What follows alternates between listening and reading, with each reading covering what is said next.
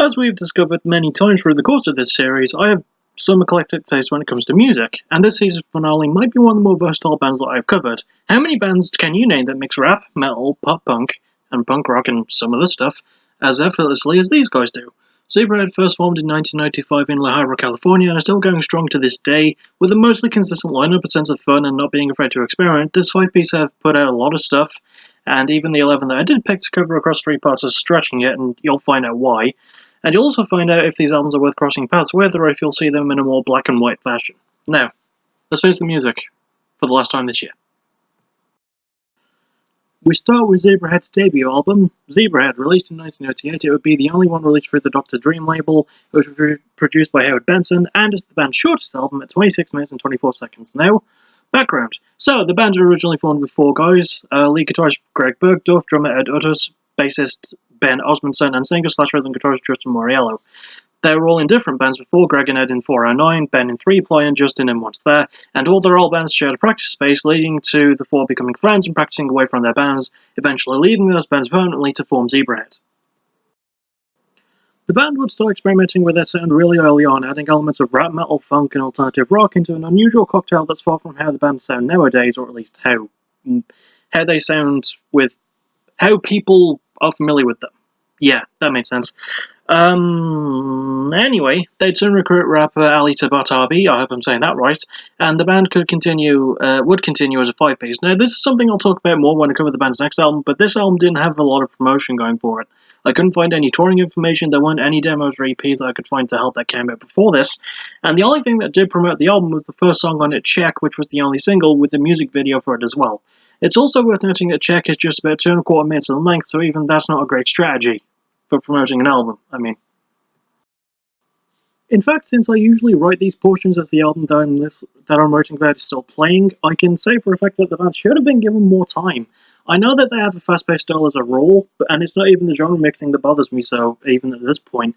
It just feels rushed. The band had a solid 3 years to make this, and since they didn't release anything else to promote the album besides one single, they don't really have an excuse, I think. They could have at least gotten some better cover art, because just staring at a yellow square is boring. It does lend to this album also being called Yellow, but I'm going to call it Zebrahead anyway. And speaking of the album, the structuring is controlled and flows well, but it's often over too quickly for my liking.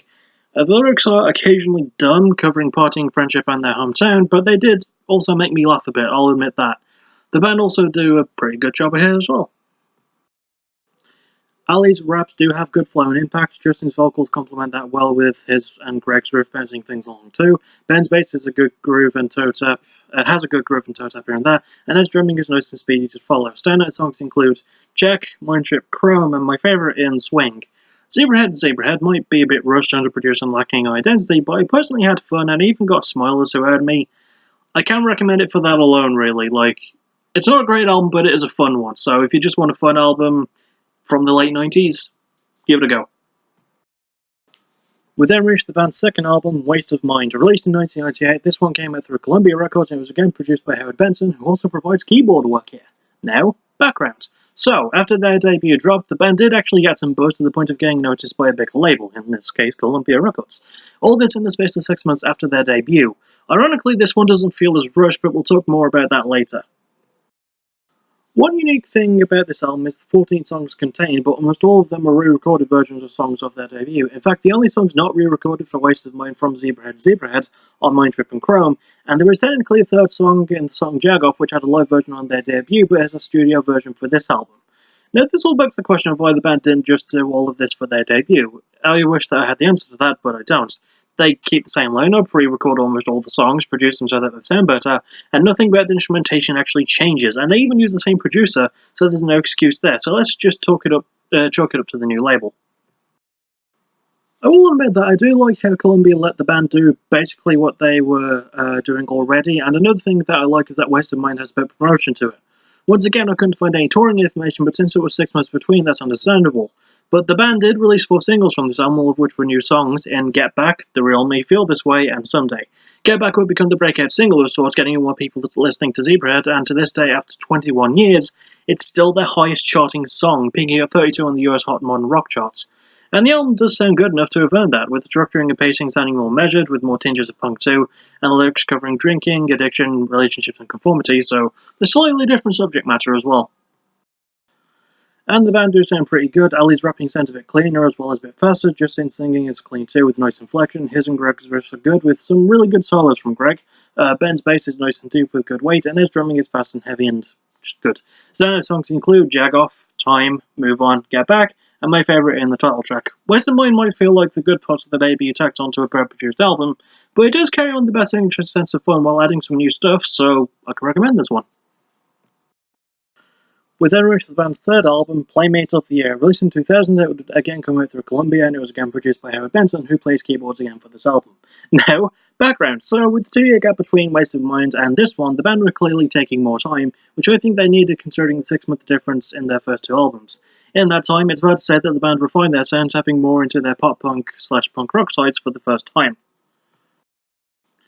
This album was sort of promoted in late '99 with the song Deck the Halls I Hate Christmas, in brackets, which appears as a Japanese bonus track of the full-length release itself. The only other singles that promoted were the title track, which was also the only single hit to have a video, and the song Now or Never as well. Well, it was a single, it didn't have a video. Speaking of the songs in the track listing, this album is the first of the bands to contain hidden tracks. Sure, there are bonus songs on Waste of Mind, but this time around we actually get some demo tracks. The song Wasted has a hidden song called A Place in France, the song The Hell That Is My Life has a hidden song called Wookie, and the closing song In My Room technically doesn't have a hidden song, but Tavis Words from Real Big Fish appears on it to play the didgeridoo. For some reason. It's also worth noting that In My Room is 11 minutes and 35 seconds long, making it Zebrahead's longest song, but a prank call starts over the 8-minute mark, so yeah. It's nice to see the band injecting more comedy into their style for this album, as I feel like they kept trying to be serious before. That sense of fun could be due to, well, what's on the cover, or rather who, and that is American model Jodie Ann Patterson, who did actually win Playmate of the Year in 2000, so props to the bands. Heck, the video for the title track appeared on the freaking Video Playmate calendar in 2001. Worth noting that the song came out a year after American Pie did, so I guess that's sort of context for why it sounds the way it does. The structuring is a lot of fun, it's silly, it's energetic, and it's got good pacing, it's bolstered by good production and some good experimentation too, and lyrics cover partying, relationships, and just enjoying life, so it's one of Zebrahead's more positive sounding albums at least. And the band all sound like they're having a lot of fun too. Ali and Justin's vocals bounce off each other well, with good speed from one and good range from the other. I'll let you figure out which is which. Justin and Greg drifts are nice and quick, with some flashy solos from the latter as well. He gets better over time.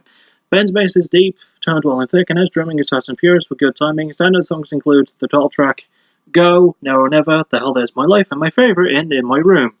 Because didgeridoos, I don't know why. Playmate of the Year is another dose of juvenile fun, with tight production, a good grasp of tone, and the band slipping out of their comfort zones a bit more. I can recommend this one. And finally, for part 1 of the finale, we reach the band's 4th album, MFZB. Released in 2003, it would be the band's first through Columbia. It was produced by Cameron Webb and Marshall Altman, and it's their longest album at 56 minutes and 4 seconds. Now, background. So, this album actually contains my first Zebrahead songs in Alone Falling Apart, both of which I heard on the soundtrack for the first SmackDown vs. Raw video game.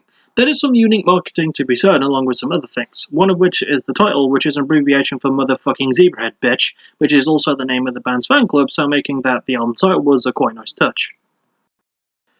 Another thing was the fact that the first 1,000 copies sold of the album had 4 different colours, namely red, blue, yellow and green, with blue being the main colour later on after those limited copies ran out.